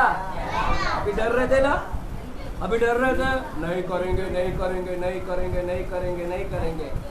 लेकिन उपवास करने के बाद क्या होता है, इधर रिजल्ट देखेंगे, इधर का रिजल्ट देखेंगे। उपवास करने के बाद क्या होता है, उपवास में कितनी सामर्थ्य है। उपवास करने के बाद में देख रहे इधर क्या लिखा है, लिखा है कि शैतान क्या हो गया, चला गया। हालेलुया। शैतान चला गया। जो शैतान सर पर मंडरा रहा था, जो शैतान गिरा रहा था, जो शैतान बार बार परीक्षा कर रहा था, जो शैतान करना है ना फटके दे रहा था, वो शैतान, बाइबल लिखा है, वो शैतान जो है ना आपको सता रहा था, मार रहा था, कूट रहा था, परीक्षा कर रहा था, गिरा रहा था। हालेलुया। वो शैतान क्या हो गया, चला गया। वो शैतान चला गया। यह है उपवास का फायदा, यह है उपवास का सामर्थ। चर्च आप पहले ही वचन को पढ़कर हारिए मत, आप पराजित या डर कर भागिए मत। 40 दिन उपवास का शैतान का सामना होगा, 40 दिन कितना बार परीक्षा करेगा, वो सब पढ़कर डरिए मत। आप नीचे का वचन 11वां वचन में जाना, वहां पर लिखा है कि जैसे ही यीशु मसीह उपवास कर आया और उसके बाद में क्या हुआ, उसका रिजल्ट क्या है, शैतान क्या हो गया, चला गया। आपके ऊपर शैतान मंडरा रहा है। अगर शैतान, कुछ लोग बोलते हैं पास्टर ये शैतान सर पर बैठा है। अच्छा, मतलब चला नहीं गया तेरे ऊपर से। बोलता है पास्टर सर पे इधर प्रेयर करो, सर पर बैठा है। कुछ लोग बोलते हैं चेस्ट पे बैठा है, कुछ लोग बोलता है गला दबा रहा है। अच्छा, आपके पास से शैतान नहीं चला गया, मतलब आपके पास से शैतान नहीं चला गया। सुनो चर्च, शैतान नहीं गया मतलब इसके मतलब, हाँ, शैतान आपको अभी भी गिरा रहा है, शैतान आपको अभी भी गिरा रहा है, शैतान आपको अभी भी परीक्षा मार रहा है, पीट रहा है, अभी भी दुख, अभी भी पीड़ा, अभी भी दर्द, अभी भी तकलीफ, अभी भी कष्ट। इसका मतलब है कि शैतान अभी तक आपके पास से नहीं चला गया। अगर आप भगाना चाहते हैं, आप पूछते हैं, आप बोलते हैं क्यों मेरे साथ में इतना तकलीफ, क्यों मेरे पर इतनी दुख, क्यों शैतान मुझे इतना छुटकारा नहीं दे रहा है, क्यों मैं छुटकारा नहीं पा रहा, क्यों मेरे घर में इतनी तकलीफ, क्यों शैतान हमको इतना परेशान कर रहा है। हालेलुया। है यहाँ पर चर्च, ध्यान से सुनो। क्यों? क्योंकि शैतान आपके पास से चला नहीं गया। अगर आप उसको भगाना चाहते हैं, अगर आप उसको भगाना चाहते हैं, शैतान चले जाना चाहता है आपके ऊपर, बीमारी, तकलीफ, परेशानी, तो आपको क्या करना होगा? आपको क्या करना होगा? अगर शैतान को भगाना है, उसको जाना है, तो क्या करना पड़ेगा? क्या करना पड़ेगा? फिर आप बोलोगे शैतान चला गया, बीमारी चला गया, दुख चला गया, तकलीफ गया, जो सर पर आके घंटा बजा रहा था ठान ठान ठान, चला गया। क्यों? क्योंकि आपके ऊपर क्या आ गया? अब तुमने उपवास किया। उपवास आपको सामर्थ्य देता है, उपवास आपको सामर्थ्य देता है, और उसी सामर्थ्य के जरिए अपने शैतान क्या हो गया है? अब तक आप मालूम है, अब तक आप एक फुटबॉल बने हुए थे। फुटबॉल देखा है? फुटबॉल, एक व्यक्ति ना फुटबॉल स्टेडियम में गया, गाउटी था। कौन था? गाउटी। उसने कभी अपनी जिंदगी में, है ना, बोलते हैं ना पुराने समय के लोग होते हैं, जिंदगी में कभी क्रिकेट भी नहीं देखा कुछ लोग ने। तो ऐसे एक आदमी था, बेचारा बुढ़ा था, है ना, पढ़ा लिखा नहीं, अनपढ़, उसको कुछ खेल कूद स्पोर्ट्स पता ही नहीं, स्पोर्ट्स। और एक दिन मुंबई में आया अपने बेटे के पास। बेटा बोला चलो पिताजी, आज से मैं थोड़ा से घुमा के लेकर आता हूँ। पिताजी को घुमाने लेकर गया, और कहाँ पर लेकर गया? स्टेडियम, स्पोर्ट्स की जो स्टेडियम्स होती है ना, स्पोर्ट्स स्टेडियम, वहाँ पर खेल कूद का जो मैदान होता है, उस स्टेडियम में पिताजी को, गाउटी जो है, पिताजी को लेकर गया। और कौन सा स्टेडियम था? फुटबॉल का, क्रिकेट नहीं, फुटबॉल। और पिताजी बैठकर वहाँ पर क्या कर रहा है? फुटबॉल देख रहा है। देख रहे कि 4 पब्लिक आए, 10 पब्लिक आए, और आकर उधर एक बॉल है, और लोगों ने क्या किया? बॉल से क्या कर रहे हैं? बॉल को क्या कर रहे हैं? पिताजी देख रहे, अरे बॉल को क्यों मार रहे हैं? अरे मार रहे, इतना जोर से मारा, अरे वो मार रहा है। फिर अपने बेटे को पूछता है, बेटा ये क्यों बॉल को इतना मार रहे हैं? ये बॉल ने क्या बिगाड़ा इनका? ये बॉल ने क्या किया इनका? ये बॉल ने इतना क्यों मार रहे? कोई देखो तो उधर से लात मार रहा है, कोई इतना घुस्से मार रहा है, कोई इतना तेजी से लात मार रहा है, अरे इतना ऊपर बेचारा गना, ये बॉल कुछ कर क्यों नहीं पा रहा? हालेलुया। ये बॉल को ऐसा क्यों मार रहे हैं? बेटा को जब पूछता है तो बेटा बोलता है, पापा वो कुछ इसीलिए नहीं कर पा रहा है वो बॉल, क्योंकि उसके अंदर क्या है? वो अंदर से क्या है? खोखला है। अंदर से क्या है? सिर्फ हवा भरा है, अंदर से खाली है। बाहर से अच्छा बॉल दिख रहा है, लेकिन अंदर से क्या है? खोखला है। इसीलिए अगर उसको अंदर से भरा रहता ना, अगर ये बॉल अंदर से भरा रहता ना, तो किसकी मजाल नहीं होती कि उसको पैर, लात, घुसे मारे, क्योंकि ये बॉल अंदर से क्या है? खाली है, खोखला है। इसीलिए कोई भी आके उसको लात मार रहा है, घुसे मार रहा है, तेजी से मार रहा है। हालेलुया। आज वो फुटबॉल आप लोग हैं, आप बाहर से अच्छे दिख रहे हैं, और शैतान आता है, क्या करता है? ले फुटबॉल की तरह आपको ऐसा फेंकता है। क्यों फेंक रहा है आपको? आप क्यों फेंक रहे हैं आपको? कहीं लात मार रहा है, कहीं घुसे मार रहा है, कहीं तमाचा मार रहा है, कहीं फटक रहा है, आप ही बोलते हैं ये दुख रहा है, वो दुख रहा है, ये दुख रहा है। आपको फुटबॉल बना दिया है। क्यों? क्योंकि आप बाहर से तो अच्छे हैं, पीटर इंग्लैंड, रेमंड, सब मस्त बीस है, सब बाहर से अच्छे हैं फुटबॉल की तरह, लेकिन अंदर क्या है? खोखले, हवा भरा है सिर्फ, अंदर सिर्फ खोखले है। आपके अंदर अभिषेक नहीं है, आपके अंदर सामर्थ्य नहीं है। इसीलिए शैतान आपके पास से गया नहीं है, और शैतान जानता है कि ये फुटबॉल की तरह है, इनको लात मारो, घूसे मारो, और आपको तमाशा बना दिया उसने। इसलिए चर्च, अगर आपके अंदर सामर्थ्य रहता ना, तो अगर वो बॉल के अंदर अगर ताकत रहता, बॉल का अगर सामर्थ्य रहता, अंदर से भरा रहता ना अंदर से, तो किसी की मजाल नहीं कि उसको भी आके लात मार कर जाए, तो नहीं मार पाता। उसी तरह अगर तुम भी भरे रहता है ना अंदर से, तो शैतान का मजाल नहीं कि आपको मार कर जाए और आपके ऐसे घंटा बजा कर जाए, नहीं कर सकता वो। है ना, कहीं से तमाचा, कहीं से क्या कर रहा है, समझ रहे हैं। आज चर्च खाली है, विश्वासी लोगों की ये खालीपन है, विश्वासी लोग अंदर से पूरे खोखले हैं, इसलिए शैतान उनके पास से चला नहीं गया। और फिर उपवास भी नहीं करते। तुम देख रहे उपवास का रिजल्ट क्या हुआ यहाँ पर।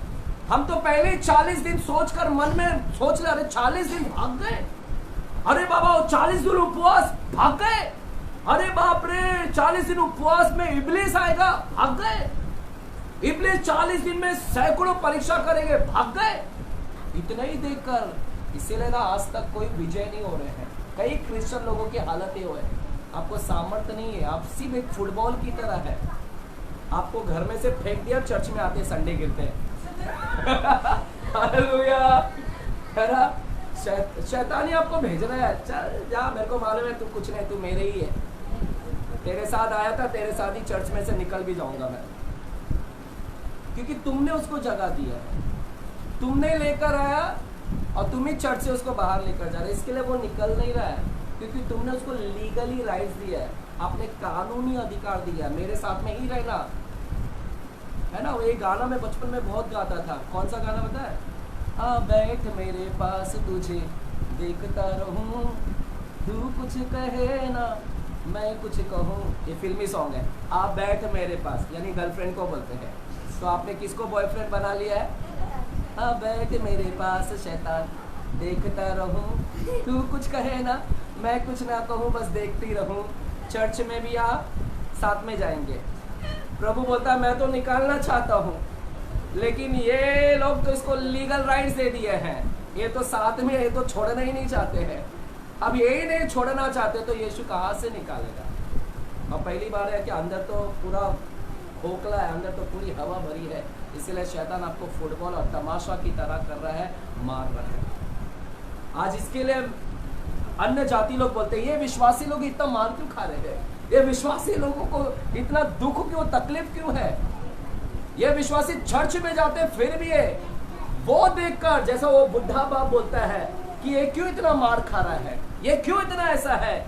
आज अन्य जाति आपको देखकर बोलता है कि इतना क्यों मार खाते, इतना क्यों ये लोग ऐसा है, क्योंकि इसीलिए, क्योंकि ना शैतान आपको इसीलिए मारा क्योंकि खोखले है अंदर से, इसलिए आपको अभिषेक लाना है, आपको सामर्थ्य लाना है। You have to get the power, और वो पावर लाने के लिए आपको क्या करना पड़ेगा, क्या करना पड़ेगा, क्या करना पड़ेगा, उपवास करना ही पड़ेगा। विदाउट उपवास के कुछ नहीं होता है चर्च। हालेलुया। लास्ट में 5 मिनट में बोलकर खत्म करो, चलेगा 5 मिनट, हालेलुया, चलेगा, देते हैं इजाजत 5 मिनट, है ना, छोटे शब्दों में। दूसरा राजा की किताब में जाएंगे, दूसरा राजा की किताब सी मैं पढ़ता हूँ आपके लिए, स्टोरी बताता हूँ। दूसरा राजा, और दूसरा राजा के दूसरा अध्याय 19 से लेके 22 वचन, आप घर पे जाके पढ़ना, है ना चर्च। दूसरा राजा दूसरा अध्याय 19 से लेके 22। लेकिन इससे पहले उधर उंगली रखना, और मैं आपको एक और चीज बताना भूल गया, है ना चर्च। जब भी हमने मत्ती की किताब 4था अध्याय पढ़ा, मत्ती की किताब 4था अध्याय 11 वचन, तो वहां पर 11 वचन में लिखा है कि शैतान चला गया और लिखा है देखो स्वर्गदूत आकर उसकी सेवा करने लगे। क्या करने लगे, यीशु मसीह की सेवा कौन करने लगे, उपवास का रिजल्ट है ये, उपवास का रिजल्ट है। सेवा कौन कर रहा है, चाहिए स्वर्गदूत, आजू बाजू दाएं बाएं कौन घूम रहा आपकी सेवा में कौन है।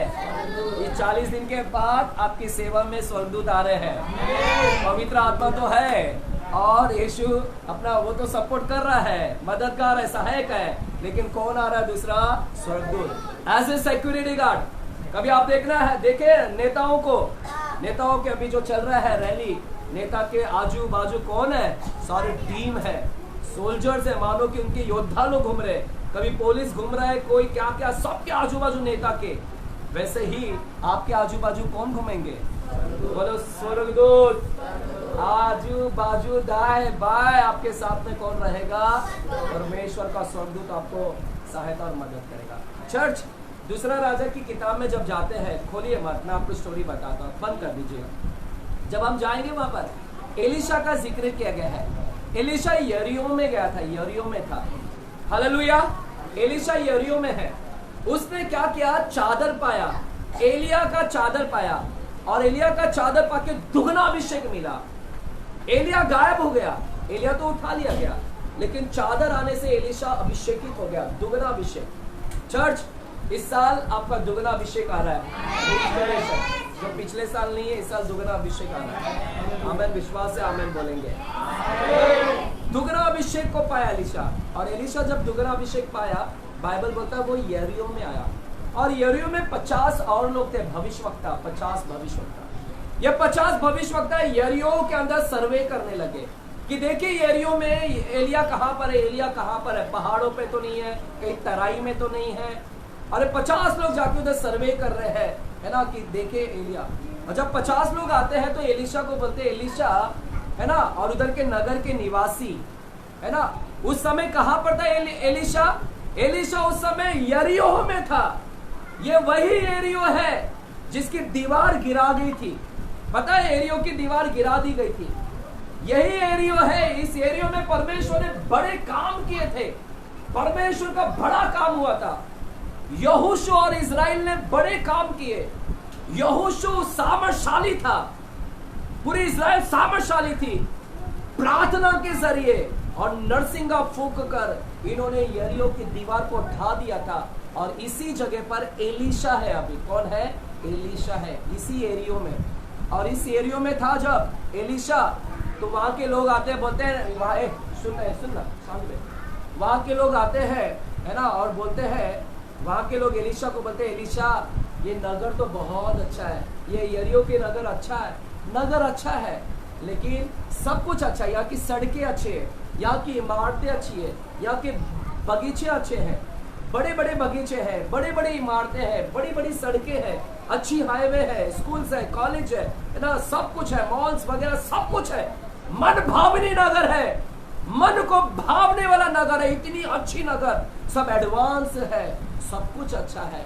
लेकिन एक चीज की कमी है एलिशा, इस नगर सब कुछ अच्छा है, लेकिन एक चीज अच्छा नहीं है, वो है यहाँ का पानी। क्या है अच्छा?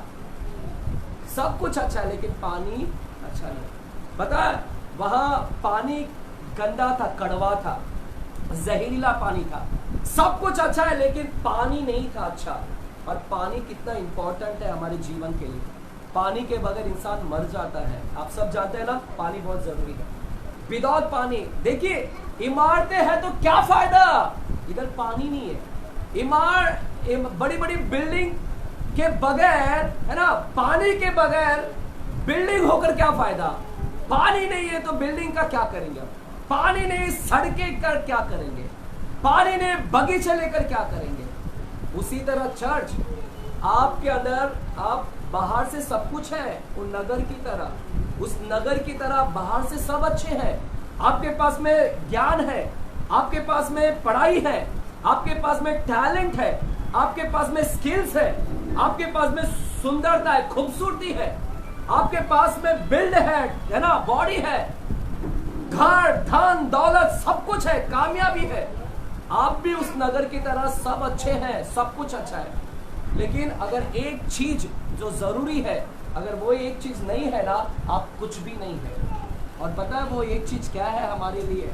हमारे लिए इंपॉर्टेंट है अभिषेक, सामर्थ। जैसे उस नगर में पानी इंपॉर्टेंट था, उसी तरह हमारे लिए, हमारे बाहर से अच्छे अच्छे कपड़े पहन रहा हो, क्या फायदा है सब कुछ लेकर, अगर जो इंपॉर्टेंट है वही नहीं है मेरे अंदर, अभिषेक और सामर्थ, तो शैतान आएगा और फुटबॉल की तरह आपको खेलेगा। वो खिलवाड़ कर रहा है आपका, शैतान खेल कर रहा है आपके साथ, खिलवाड़ कर रहा है। समझ रहे चर्च? इसीलिए वो नगर की तरह, यरीहो की नगर की तरह हम हो गए हैं। बाहर से अच्छे हैं और अंदर पूरी कड़वा भरा है, कड़वा, सारी कड़वा, दोष आरोप। अभिषेक अंदर रहना चाहिए था। जो जरूरी क्या है? अभिषेक।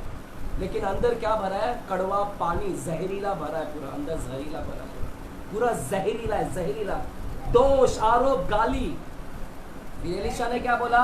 एलिशा ने बोला इधर का पानी गंदा है, लाओ एक बर्तन, लाओ नया बर्तन, ये बैठो ना सारे बच्चे, एक नया बर्तन लाओ, और नया बर्तन लाओ, नमक लाओ, और नमक को मैं उसके अंदर डालूंगा और पानी में मैं उंडेलूंगा, मैं पानी में उंडेलूंगा और पानी में जितने भी कीटाणु हैं, सारे गंदे गंदे कीटाणु जो कड़वा कर दिया, जो जहरीला कर दिया। पानी कड़वा कब होता है? जब कीटाणु, जब गंदगी होती है, कड़वा है। आपके अंदर कीटाणु भरा है, अभिषेक भरना चाहिए।